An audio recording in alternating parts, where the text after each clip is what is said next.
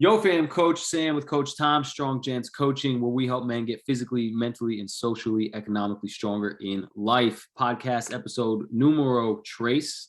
We're going to come at you with we're really just going to have some banter tonight. We don't have a set topic, but we're just going to give you an update on what we're doing. So for me, I'm just working my butt off, extremely busy in my personal training business. I don't have any openings, but you can always send me an inquiry if you are interested in getting healthier and you live in the Monmouth County area. Be glad to help you out. Fitness wise, I'm just getting my own health in check, getting stronger physically, working on my digestive system a little bit, and things are running good. I feel good. I'm working on Strong Gents for everybody in the world, so I can leave this world with something behind that is lasting and leaves a legacy. And Coach Tom is pretty pumped up about what he has accomplished last weekend. Yeah. He's also pumped up because he's retiring soon. So go ahead, give a quick breakdown, what's going on, and talk about your retirement and what you're excited to do. Well, all right, Sam. How's everybody doing out here? Well, I'm not retired. Here's the thing. I'm set on retirement. I can retire, on October 1st from my school job of 25 years. Okay. If I find another job that I want to do. Okay. So I will be on that search and I'm real excited, for that. And, one of the reasons is that, I'm at a point in my life where I'm willing to take certain risks that I didn't take when I was a younger man. I wasn't the type to take, a risk and move out of state or things like that, or to get out of my lane in regards to applying for a different job that might not be exactly what I'm credentialed to do or experienced to do, but it's in the ballpark. And out of my lane in regards to presenting myself. Like when I present myself, I present as being the best, you know what I mean? Like I'm your best candidate. Like you may not hire me, but I'm your best candidate. And I feel that, strongly. I didn't always feel that way, but that's why I'm kind of excited for this, because change, like we always say, even good change is stressful. And many people avoid even good change so they don't have to go through that stress of the unknown. And I know that well. And I'm kind of looking forward to that. Just like I was looking forward to the feeling, on Saturday with my two good friends. We did a Go Ruck event for the first time, which is rucking, as we discussed on a previous episode, is carrying a weighted backpack, for distance. And, I love it. And Go Ruck is one of probably the premier rucking event, company that sponsors these challenges. And it was a 26-mile, 20-pound minimum to carry with a, regular weight, and any other weight you wanted to carry on top of that's fine. But you had to have an actual iron weight, either Go Ruck weight or other weight in your backpack, 20 pounds minimum. And then whatever else you wanted to carry was fine. But it was the first time we did it. And it was just an awesome experience. I loved it. And, I can't wait to do another one.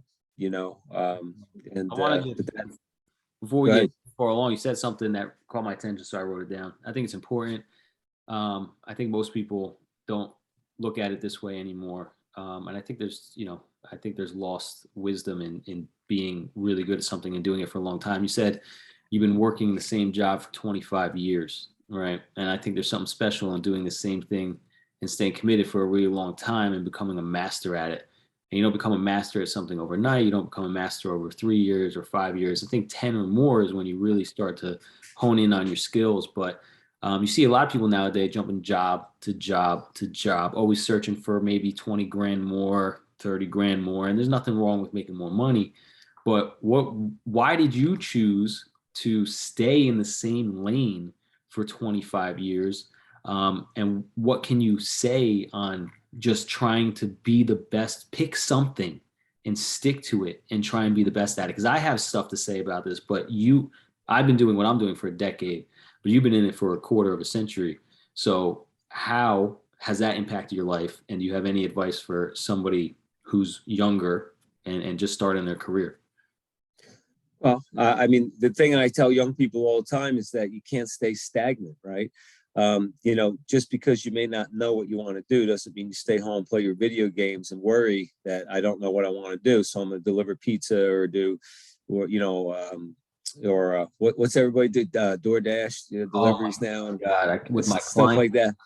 with You my know, clients, it's just been a nightmare. I wish that thing would go out of business. yeah,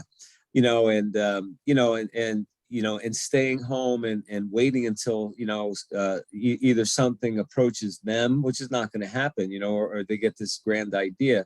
It's probably not going to happen either. But I always tell people that you got to get out there and do something, because you're going to find out what you're good at or what you're not good at, okay, by actually taking action. And you can't meet anybody, okay, in your home.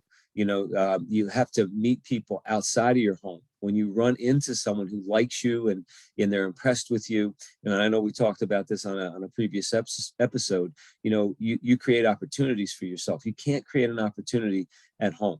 Now, sometimes I'll give advice to someone and say, well, I don't know what I want to do, and I'll suggest, I don't know if I want to go to college. I don't want to go to the military. I'm not sure what skill I want to focus on. I'll say, okay, well then, you know what? Maybe you might want to consider getting a certification in something.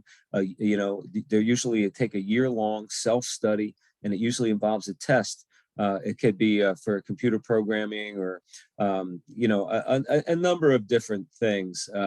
And then you can work in that job for a while, okay, and meet people and find out what you want to do. And they're like, well, what if I don't end up doing that? It'll be a waste of money. And I'm like, it's never a waste of money. Okay. If you spend $2,000 on yourself, okay, to get a certification, okay, to get out there and to get a better paying job and to create opportunities for yourself, even if you never do that job again, let's look at it. You got a new skill that you learned and no one can take it away from you for your whole life. Okay. You have something to fall back on if ever needed. Okay. Because life throws curveballs all the time. Right. And it's on your resume. It's on your resume and it looks good. It's another credential on your resume. And it's a story that you can tell, okay, during an interview process, is that how come you have this certification that doesn't have anything to do with what you're doing now? Well, let me tell you about that, because Yeah. I took action when I didn't know what I wanted to do. Yeah, it's important. Like I've been personal training now for a decade. And I'm of the rare species of personal trainers who has more than one certification. I got 7. So I studied every year for 7 years for a new certification. And I also have college courses in it as well. For anatomy, physiology, all that stuff. Took the basics on that stuff. But I always thought to myself, I don't care if someone, and I'll tell you what, they don't matter because no one has ever asked me to see my certifications, but they matter to me because I wanted to learn more about what I'm supposed to know. And it has helped me grow my business, be more confident. So it's one of the greatest investments, it's what, $2,500 a pop or whatever. So we're talking, $20,000 maybe, for all 7, maybe a little less. But greatest 20 grand I've ever spent in my entire life. It made me a better personal trainer, right? Over the years. And the better personal trainer I am, the more clients want to work with me. The more clients want to work with me, the better results they get. The better results they get, people see, then they come work out with me. And it's just this constant, just from investing in myself. So I don't think you can ever go wrong with investing in education. Now, I think personally, I'll give you a good example of this. I think there's 1,000 different ways to skin a cat. And I think the original way people go to school is not the best way for everybody, especially nowadays, because the price is astronomical. But my one buddy, Sean, who's going to be on this podcast in a couple of days, actually, we're going to record an episode.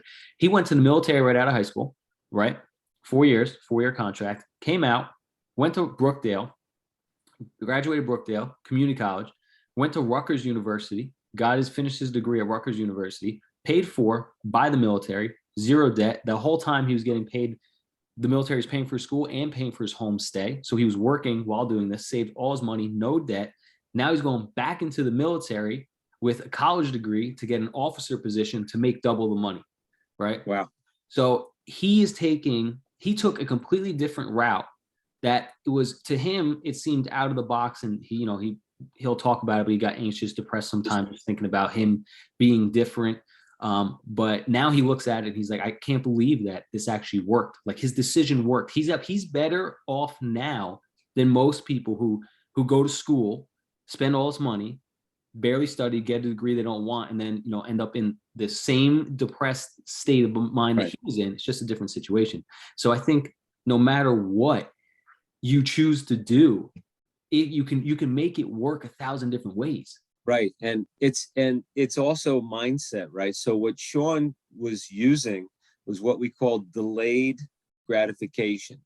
He was able, okay, to be disciplined in what he was doing, knowing what the end product was going to be. Okay. So he was delaying that gratification. A lot of people can't do that. It's kind of like with physical fitness and losing weight. Okay. You got to be able to put in the work, okay, and delay that gratification that you want, that final goal that you want. Then that's frustration tolerance and delayed gratification. The ability to deal with frustration, like Sean dealt with frustration, and so we all have to deal with frustration. Now, some people deal with frustration by escaping, by smoking too much pot or drinking too much alcohol or playing too many video games or whatever that is. That's how they deal with frustration tolerance. They don't like to be frustrated, but you know what? Guess what? Life's about being frustrated a lot of the times. So hats off to him. I'm so happy for him to hear that. It's awesome. Yeah, he can't wait. He's excited. He wants to get out of here. He doesn't really like New Jersey anymore. He's joining the Coast Guard this time, so he likes being on the beach, on the boat, working in the water. Nice. So I believe he signed another Nice. 4-year contract. So again, he set himself up to where after 4 years, he has a college degree. Now he doesn't have to do the military again. He can get another job.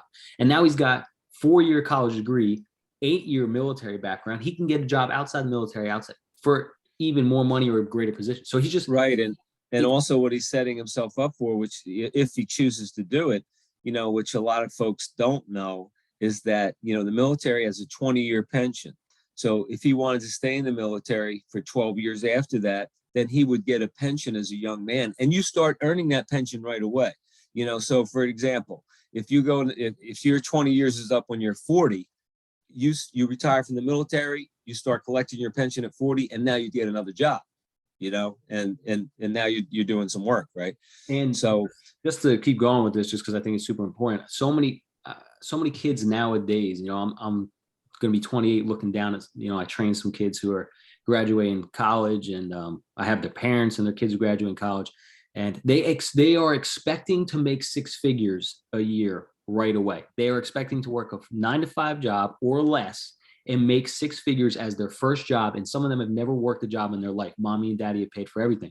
And it just doesn't work like this. And just keeping Sean in the picture here, right? He got treated like dog shit in the Marines for the first 4 years, worked his ass off, got bossed around, didn't make a lot of money, right? Then went to college, put in tons of hours of studying, just working side jobs at the time, and radio host and DoorDash and all. He's just, making money, working for the county also now, which, for benefits. But he got shit on for 8 years, and now is going back in, getting paid the most he's ever got paid in his entire life, setting himself up for his future. And he was willing to put in the pain. And to give an example for myself, right? I didn't go to college out of high school. I said I wanted to be a personal trainer. I didn't like school at the time. I wanted to start my own business, just start making money right away. When I became a personal trainer, you know how much I made for the hour? They charged $60. I made $12 for the first 2 years I worked as a personal trainer. $12 an hour.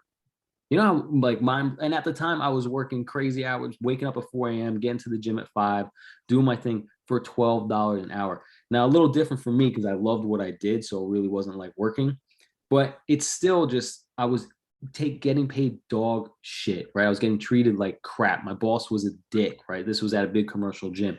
But I stuck with it, right? And now 10 years later, right? 28, almost 28, no debt. I can make 6 figures if I choose to, depending on how much I work. And I'm living my best life right now. So when you're young and you're listening to this and you think that you deserve all this money and this great job, you don't. You didn't put in any work. Now, sometimes you get lucky, or somebody, or you are in a field where money is more prosperous and you can get away with that at a younger age. But don't be afraid to work. Don't be afraid to put in the hours, because you don't necessarily deserve it right now. But you will if you keep at it. Like for example, how much money did you make when you first started teaching, or like around about back in the day? Probably. Well, I didn't, but I didn't come out, mine's a different story. I didn't come out working in schools right out of college. So I was a probation officer. I didn't work in schools until I was 33. So I had a whole, had a whole 10 years of working, outside of schools before I started. But at the time, this is kind of funny. One of the things that deterred me from getting a teacher's cert while I was in college, and I was in college from 1982 to 1986, was the teacher's salary in the state at the time when I started college in 82 was $13,500 a year. Okay. Wow. Now, after I changed my major, there was a teacher shortage because teachers started to leave because the pay was just too low. It was not keeping up with the economics. And so there was a teacher shortage. So they made a state law, the governor signed a state law that made districts have a minimum starting salary. It jumped 5,000 to 18,500, which was a lot at the time. So that encouraged some people to sign on. But to answer your question, my first job, I remember when I came out as a probation officer for Monmouth County, New Jersey, I was making $18,000 a year in 1986. Yeah. So I just think, and you work in school. So, I don't know, maybe I'm just getting it from a different perspective, just from the parents I train. But I do feel a lot of young men or women, it doesn't matter, but in that age group expect to be handed that silver platter. I went to school for 4 years and got a degree. Where's my six figures? So yeah, one of the issues is that, parents try their best to provide for their kids, and folks that make good money, they have to, they have to weigh on how much to give their kid. And that's not an easy decision. If you have something, you want to give it to your kid, but you also want to make them earn. So what I'm trying to say is that sometimes, or many times now, kids that come from parents that did well financially, they've never really had to work hard or be tested, in certain areas. Not that they're not hard workers in the classroom or have a good work ethic that way. They've just never been tested. And when it comes to, wow, I really got to put my nose down and earn my money, because they've never had to have a part-time job, and maybe they had one because their parents made them, which was great, but they never had to have a part-time job, maybe in college or in the summer and stuff like that. So, now it's all new. So, sometimes young people are delayed from, going through those, going through that type of development, right? And understanding whoa, all right, this is not as easy as I thought. I got to get my ass up. I got to go to work. I got to work hard. Okay. Then I got to get up and I got to do it again. I got to take setbacks. I got to accept, in my job, I got to, so it's new to a lot of young kids. It's new. I just think, just to summarize, the topic here, I just think it's important to understand, it's okay. You don't have to struggle.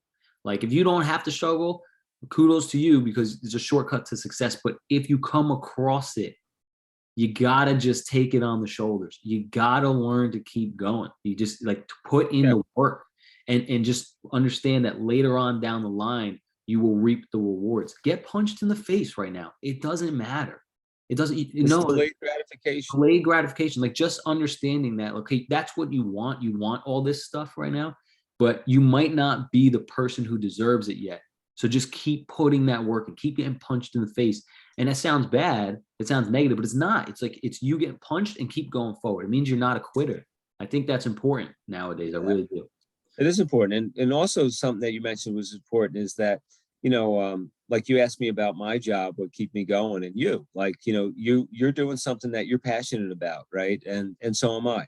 So I don't, it's work, yes, but it's not drudgery. I don't hate it. I really enjoy my work. I think it makes a difference. So people always ask me, I have a difficult job, you know what I mean? Because I deal with high stress situations with kids, and sometimes those are bad outcomes, or sometimes kids come from a really bad background and you hear some really bad things, and it's how do you do that? I'm like, it's my job and I care. And and I'm good at it. And I can't, like, don't you feel like you're gonna burn out? I'm like, I can't burn out. It's impossible. I'll never burn out. That's why, I could continue to work at this job if I want, because it fills my cup. Like, I feel like I'm using my skill set. I'm helping people. It's kind of like like a heart or a brain surgeon that's at the top of their game. You know what I mean? And do they burn out? Maybe sometimes, I guess, but I never hear about surgeons burning out. And I'm like, I feel like a surgeon, and I'm doing my best work and I'm really helping people out. But, I got into this field, I liked the field that I was in, and I got into counseling from coaching. And, I liked motivating people from a counseling perspective. And I did that prior to getting into schools as a drug and alcohol counselor, because I found that motivating people to try to stop using drugs and alcohol, to help them see how it was interfering with their life, was really parallel to football coaching. It was all about motivating people, to be their best selves, or to try harder, and to get better, and to be better. And so I really, really loved drug and alcohol counseling, and I loved the clients too. They're very interesting. And so, due to, like we said, life throws us curveballs, due to getting laid off at certain jobs because, businesses close sometimes, it opened up another door, which was a school. And I had previously prepared myself for just an event. I didn't have to do it, but I did. When I was, I didn't think I was going to get into a school, but they came out with this special certification. It was only 4 courses at a time in the early 90s for a position that if I ever wanted to get into a school, I could do. It was in the substance abuse area, and it was new. And I'm like, you know what? It's only 4 credits. I'm a single dude. I wasn't married yet. It's just, let me do these classes. Yeah, I could stay home and drink beers or play an extra round of golf with my friends. But you know what? Let me take these classes just in case. And you know what, Sam? I'm glad I did. Okay, because I didn't know. 7 years down the line, I get laid off. And now I can use that certification, that those 4 classes. And I get a job that, look at this. Like, so I always say, good things come out of bad sometimes. You just have to look for them. So a really good thing came out of bad. It got me into schools. I have a pension now that I'm going to retire on after 25 years.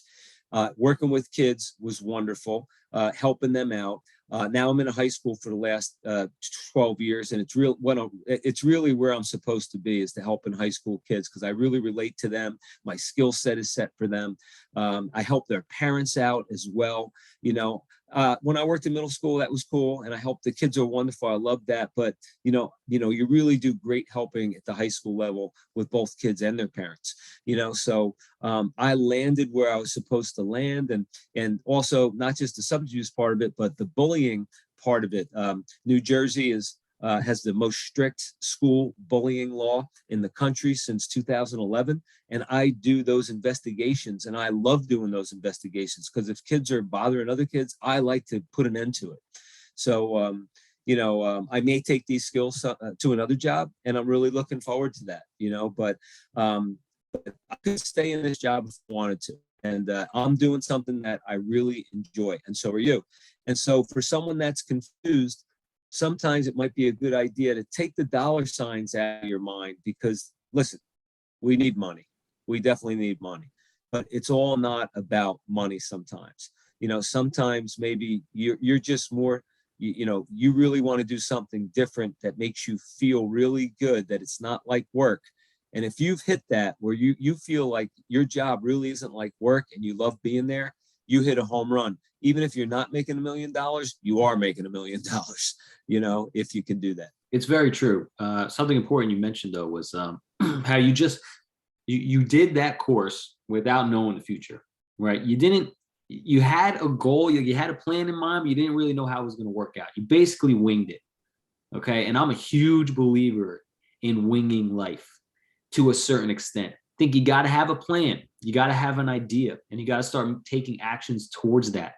But to try and force the end result is chaos. I think it causes a lot of neuroticism, a lot of neuroses. It causes excess stress and anxiety on people. I think they have mental breakdowns, and they go through these stages of extreme anxiety and depression that are unwarranted. They place it upon themselves. I mean, you could speak more upon that just because, you know, you counsel these people, even though I counsel them too in a different setting. Physically, I see it all the time. These people, they put too much pressure on their shoulders by trying to control the outcome of life. You can't control the outcome of life. You can only set the path, Right. continue to walk it and go over the obstacles as they come along. And that's what I did. You know, I didn't know where I was going to end up. I chose what I wanted to do. I continued to take the steps in that direction. I had 1,000 detours and eventually ended up where I'm supposed to be. And it's a great feeling. And you look back with a sign of relief. But the entire time, I did not try and control the end result. I was trying to just control myself on the path. And I think it's really, really important. I do, for anything. Yeah, and you know, sometimes looking at things a different way. Like I've counseled a lot of young people in their 20s, you know, that you know, they get stalled with anxiety because they're like let's just say that they're in a college, they're in a degree program at college, and they're like, what if I don't want to do this? You know what I mean? Then it's going to be a waste. You know, like you know, I'll give you for instance, I counseled the kid for a very brief time. His mom had called me. He was 25 years old and he lived out of state, and he was in crisis because he found out he got a job in, you know, I think it was like a finance area. He got a job in his degree that he took at school, but he found out he hated it. He hated it. Okay, so he had himself in this box in a psychological bind. He hated it, but he was like, I'm stuck for the rest of my life. I'm stuck for the rest of my life. I'm going to be miserable. And he got depressed. So I had a conversation with him, you know. I'm like, hey, all right, man. So it sounds like you're really suffering here. It's like, yeah. I'm like, okay. I'm like, did you ever consider doing something else? And he's like, what? He goes, what do you mean? I'm like, do you ever think maybe doing something else? He's like, what do you mean? Like what? Like go back to school? I go, I don't know, maybe. He goes, why would I do that? He goes, then that would be a whole waste of money for 4 years. And I said, okay. So I said, that's not exactly true, but let's go with that for a second. Let's just say you're 25. I said, let's just say for argument's sake, you live until you're 75, 50 years. So you have 50 more years to go. So you're telling me, okay, that you wouldn't go back to school for 4 more years, okay, and you'd be 29 and be happy from 29 until 75. You're going to be miserable the rest of the 50 years because you won't put 4 more years in. And I said, and so because you're very rigid in your thinking right now, you think you have to do 4 full years to get another degree program. Well, I'm here to tell you that that's not true. You've already done your foundation courses. So do you know degree programs, okay, a new degree only takes you between 32 and 36 credits. That's about 2 years for you. So all you'd have to do is go to school part-time, okay, and you probably would have a new degree in 3 years when you're 28. And he's like, I don't know what to say. I said, I know you don't know what to say because you got upset and you felt you were trapped. You know what I mean? And, you know, so I'm glad that your mom reached out so we could have this conversation. It's just a different perspective. You know, you gave them a different perspective. I think so many people are locked in the world and they don't want to, I know they don't want to take advice because you know, me and you are in the same business, just in a different setting. I say it all the time. Oh, yeah. Give people advice and they always have a rebuttal. It's always a rebuttal and they just don't see it. And sometimes it takes a different language, a different way of transferring information to them for them to understand that there is a different way. And as soon as they finally get a hold of what you're trying to tell them, it's like a light bulb clicks in the brain and then everything changes. But most people avoid those conversations. They avoid those discussions with people because they don't want to be told different. I think it's such a bad quality trait to avoid an open-minded conversation about your current situation and possibly gaining a better life by changing things up and not being so stubborn. Well, the thing is that, I mean, but he really felt stuck, you know what I mean? Like he didn't know he was being stubborn. So he was, you know, so it was good that he was at least open to talking to me. to hear a different perspective. Like, I'll give you a quick example, just because I deal with stubborn clients all day long, every single day. We're talking 50 people a week, just constant stubbornness. And the ones who do the best are the most open-minded. So I have a couple clients who are not doing great in terms of weight loss progress, right? And they believe that it's my responsibility for them. Now, anybody listening who wants to get in shape, it is not your trainer's responsibility to make you lose weight. They give you the information, the motivation, and keep you on track. It is your job to put in the work. And if you're not willing to put in the work outside of the gym, you will not get results. You're in the gym for 1 hour a week, maybe 2 hours a week, maybe 3 hours a week, max. There's 168 hours in a week. If you think 1 to 3 hours is going to change your life, you are out of your goddamn mind. You're just wasting money. And I tell people that all the time. Stop wasting money on me. I'm not doing this for the money. I don't need your money. I want you to get results.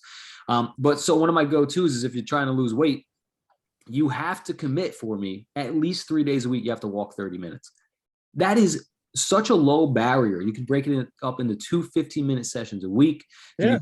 You could just, it's got to be a total of 90 minutes in some capacity, even if it's just walking around the mall with your kids. I don't care what it is. You got to commit to that just to get your energy expenditure up, right? Because we don't want to change your diet drastically in the beginning, depending on your situation. But so many people are resistant to this, and they give excuses all the time, the dumbest excuses in the world, because they come to train with me, right? For example, let's say at like 6 or 7 a.m. in the morning, once or twice a week, and they don't start work until 8 or 9. So the rest of the days during the week, they can get up early at the same time or even later and do a little workout, go for a 15-minute walk on their own, but they choose not to. They choose to sleep in, right? So somebody took my advice, and he said, let's see here. Your advice about telling me to wake up earlier before I go to work has really been a positive experience. For the last month now, I've been getting up at 3:30 a.m. Usually I would get up at 4:30 a.m. for work, but I'm getting up early as F right now. It sucked for the first couple of weeks, but after I got accustomed to it, it became second nature, like I was just getting up for work anyways. Now I wake up super easy. I'm not groggy, and I feel better throughout the day. Having that workout in the morning, I don't even need my coffee to get me out of bed. I just wanted to give you my experience and tell you thank you, and you could share this with your clients. He said in that, right, he suffered for the first couple of weeks. He hated it, but now it's second nature, and it's one of the best parts of his morning. Something as simple as just waking up a little bit earlier to get it done. Yeah. And he was someone who, sorry, there's one moment. He was someone who was resistant at first because it would change his routine. He works a lot, right? And he just needed a different perspective, and it took him a little bit, but he took it and just tried it, right? So to go back to your kid, if he would just take your advice and just try it, sign up for a course, right? To keep extending his education, he might end up like, oh shit, I actually like this course. Let me keep going. Yeah. It's just, you gotta, if you want to change who you are, you have to start doing things you don't do. If you continue to do the same thing over and over again, you will stay the same. You will not change. Yeah. And what to your client, it's a different conversation, but you know, he hung in there until his brain chemistry changed, you know, and then he was, you know, his getting up early was normal to him.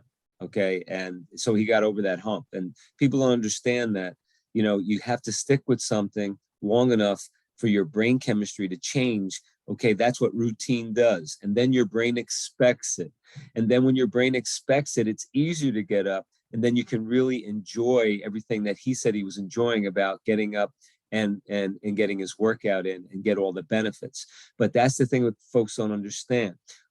You got to hang in there long enough. When your brain changes, then when your brain it expects it, and then when it comes to expect it, it's easier, you know. And it's such a wonderful thing. And I wasn't big on brain chemistry when I was younger, and I guess that, you know, because a lot of research wasn't out then either. But I am big on brain chemistry now. It helps me with my sleep routine. I sleep better because of brain chemistry, having a routine prior to my bedtime. You know, first I thought it was like, it's not gonna work, but sure enough, you know, I run through my routine. It starts an hour before I go to sleep. My brain now is telling me bed's coming, and now my brain is calming my body down. It's awesome. Yes, I agree. I'm huge on the brain chemistry. The mind and body communicate to a great extent, especially someone like me who suffers from a rare disease. and is in physical pain all the time, understanding the fact that the impact that your brain can have on how much of that pain you feel, how much when you concentrate on it, how much more intense it is. If you focus on other things instead of the pain, you notice that it's not as strong. And so just by understanding that those connections, like it's that strong of connection where it can literally change how you're living your life, brings light into other areas that are a little bit easier. Like if I can control how much pain I'm in just by the fact that I can change my focus from focusing on pain to something else, I can understand and be confident that I can change other aspects of my life by just continuing to work on it, whether it be waking up early or exercising or working on my diet or studying or anything like that. Your brain gets stronger, it adapts, it rewires itself to fuel what you want on a daily basis. Yeah. One of my personal quotations, or at least I think it is anyway, I didn't steal it from anyone, I'll say that, is that your mind has no max, and it doesn't. It doesn't. So, they don't even know it. It doesn't. So like, right. It's literally true. It doesn't have a max. Right. And that's how I was feeling. I've mentioned on the ruck, you know what I mean? And I was trying to motivate my guys and our team, when we got to the 25-mile mark, and we were like, I was like, oh man, we still have 4 miles to go instead of 1. And that's how I was feeling, like that. My mind, I was fine mentally. I was just so fine with it. It didn't matter, like your mind has no max. Like you can, you can tell, you can do anything, you don't have to, like when I was younger, and doing competitions, I would always when the hard miles came, or I would be suffering. I'm like, wow, this sucks. But now I don't do that. I'm like, this is why I do this, and yeah, this is hard, but I'm glad I'm at this point because this is why I do this. I'm testing myself, when back then it was like, I can't wait till this is over. So it's funny you mentioned that. So with my condition, right, I'm in physical pain all the time, right? And I have a different dynamic when I'm working out, when I'm in the gym, right? So it's funny you say that, because when it gets hard, I actually feed off that big time, and it's not necessarily good for me considering my situation, but I feed off that. It's a little sick mind game I actually play with myself. Like when my body starts hurting when I'm working out, I want to continue that. I actually talk to myself. I say, that's right. Like, you're going to accept this pain for all the pain that you have caused me. And although that sounds sick, it makes me work harder. And at the end of it, the workouts are way more gratifying. I've gotten more work done. I actually feel better because I'm releasing more neurotransmitters from working harder, more endorphins, more dopamine. So whatever mindset I think someone can adapt, to accept physical pain, because that's the only way you change, especially physically. Like if we're talking about physical events, there's pain associated with physical challenges and training. It doesn't matter the capacity. It could be a 5K walk or a 50 run. There's some form of pain, but you have to accept it to reach your goal, right? So what are you going to tell yourself, right? Like you tell yourself your mind has no max. I tell myself you're going to take this pain. Like come up with your own thing, like what motivates you, Well, I mean, I will, something I stole, I didn't steal. I'll tell you, I read this from an ultra distance runner, and he's kind of quirky. I read the guy's book, and I watch him on Instagram. And he's not my type of dude, but in his book, he wrote something which helped me with distance events, and, we have this thing, we run a race, and we have this image of a finish line, right? There's this finish line, but he's like, when you're running an ultra race, or you're doing an ultra event, there is no finish line. And that's what you tell yourself, okay? Because then it takes the stress off of worrying, when's this finish line coming up? It's like, there is no finish line. I'm just running. I'm going to run forever. You know what I mean? And that's how you get through those distance events, by saying there's no finish line. I like that. It's an amazing, it really was a big change for me when I started on a long training run. If I'm running 20 miles on Saturday and I'm not, I'm fine, but I'm like, this is long, you know what I mean? I can't wait till it ends. It helps me. I'm like, you know what? I get to mile 17. I'm like, I just wish I could stop right now. And I'm like, you know what? There is no finish line, and I get in that mentality of it, and I finish fine. Listen, and I like it. It's It's a legit mindset. I mean, it's a great. You just honestly, man, like when you're trying to reach your goals or accomplish something in life, you got to trick your brain. You got to work around those things. You got to what works for you, what sayings work for you, what routines work for you. But just to continue that, I want to give that guy his copy. Dean. It starts with a K. I can't remember his last name. It's Dean something. Starts with a K. He's famous dude. We'll plug him.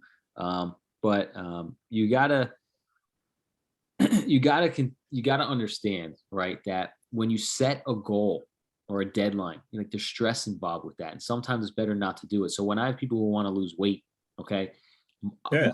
my goals are physical attributes in the gym for them. There's no timeline on weight loss. I want them to change their life. They're not going to change their life in 30, 60, 90 days. They're going to change their life over the course of 1 to 3 years and then continue those habits for the rest of their life.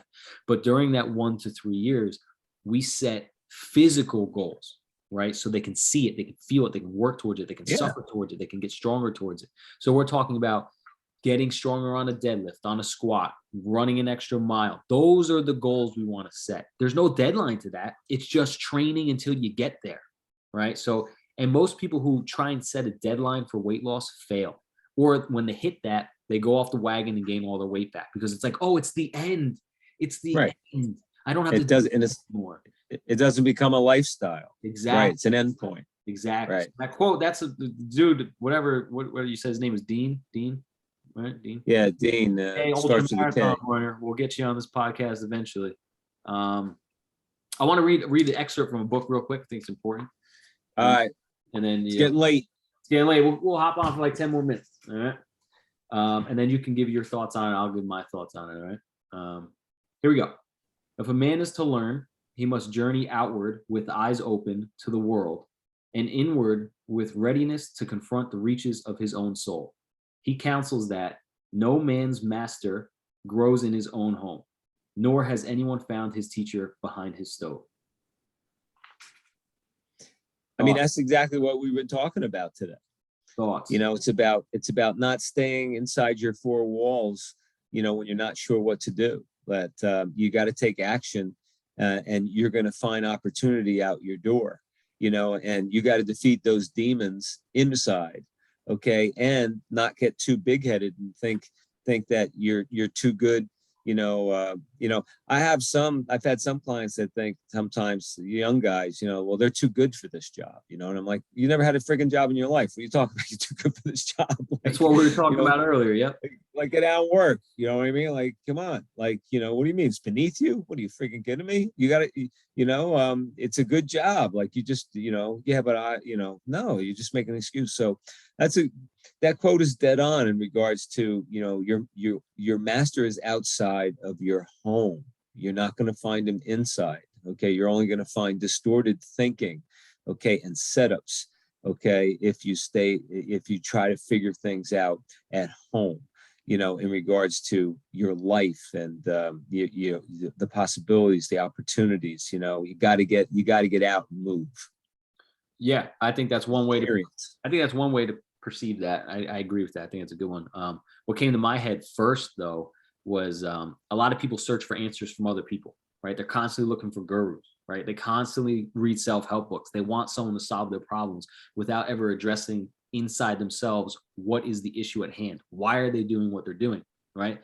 And so I think it means that you have to put yourself on the same level as someone you're trying to get the advice from, because it's inside of you, right? Anybody can tell you what to do. If you don't do it, you won't get the results. So I think that's another way to do it. Like you're not going to find a master behind your stove, right? Just like you're not going to find a master outside in the world either. I think that's also alluding to the fact that you are the master on the inside if you would just use the advice that somebody else or something else is giving you. I think a lot of people expect people to change their lives or things to change their lives when it really stems from the action that they take on the information or situation. Yeah, and the action is like the quote says, you got to open the doors. Got to open the doors. You got to open the doors. Got to open the doors. All right, we'll end it there. Actually, I wrote this down earlier on the topic of retirement. I think it's super important. I'm against retiring. I will never retire. I don't think people should retire. Everybody who I've seen retire, for the most part, has either mentally declined in some fashion. And I want to get your thoughts on that. Now, when I say never retire, I don't mean you have to work 40 to 60 hours a week anymore, but maybe 10, 15, community charity work. What are your thoughts on that? What are your experience with seeing people retire? And yeah, that's it. I'm out, my own thoughts on retirement is that, I never plan to officially retire, which means I'm never going to do anything but, you know, get up and work out and, go eat and, go fish or do whatever, and then do the whole thing again the next day. My plan is to work probably, I'm going to work full time for a while for certain reasons, because that's what happens when you take care of yourself. I'm 58, but I'm really 48, I got a lot of energy. I'm in very good health because that's how I planned it. And so now I'm ready to shoot off on another career and pad my bank account. And I put myself in a position to do that. And I'm happy about that. But, to answer your question in regards to the longer term, I can never see myself not working at least part-time, to stay productive, to help people, to talk to people, and to keep my mind, in shape, my communication skills in shape. My goal has been, since I was a young man, is that I want to keep my life as close to as normal that I was like in my 20s. I want to do is all the way up as I age, as close as I can, including working out and everything else. I want to keep it as close to as it's always been. Now that's impossible because, it's going to change somewhat, but it's not, it's the striving towards that. I want to strive towards attempting to keep my life as close to as the normal for me that it's always been, if that makes any sense. That's kind of that's my goal. It does. It does. I'm a young guy. I'm not retiring anytime soon, but I have a lot of experience training older people. I train a couple hundred people a month, and we're talking about working with people for a decade. Retiring, from my experience, witnessing it, other people do it.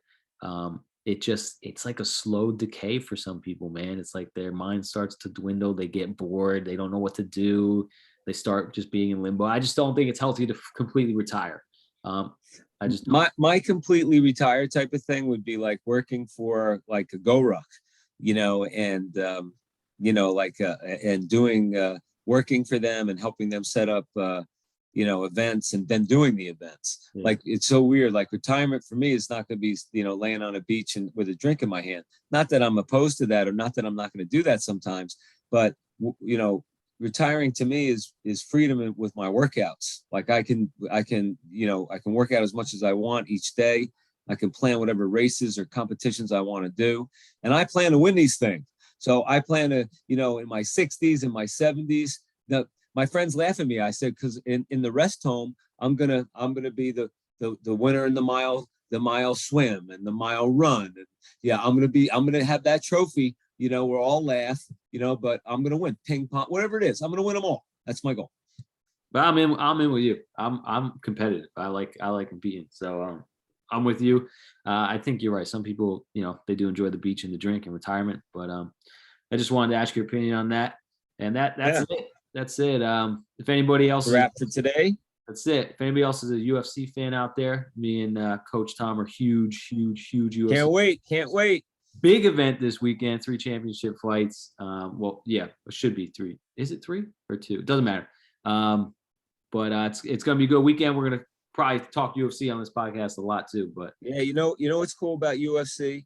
I mean, and anything like that for someone, anything that you do that takes your mind off of life for 3 or 4 hours, and you're totally engrossed in something, not worrying about any of your stressors or any of your worries, because you're so fired up about an event, whether that's a concert or a UFC event, that's really cool stuff. So that's why I love getting off the treadmill of life, we call it, for 3 or 4 hours and just being totally engrossed in this event. I love that. I love it.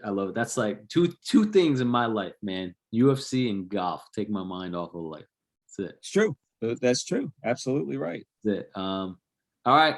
Awesome, guys. If you have any questions, you can email us. If you want to join the program, you can email us at stronggentscoaching@gmail.com. Reach out to us on Facebook, send us a message, and don't hesitate to change your life. Strong Gents Coaching, making men physically, mentally, and socially, economically stronger in life. Peace.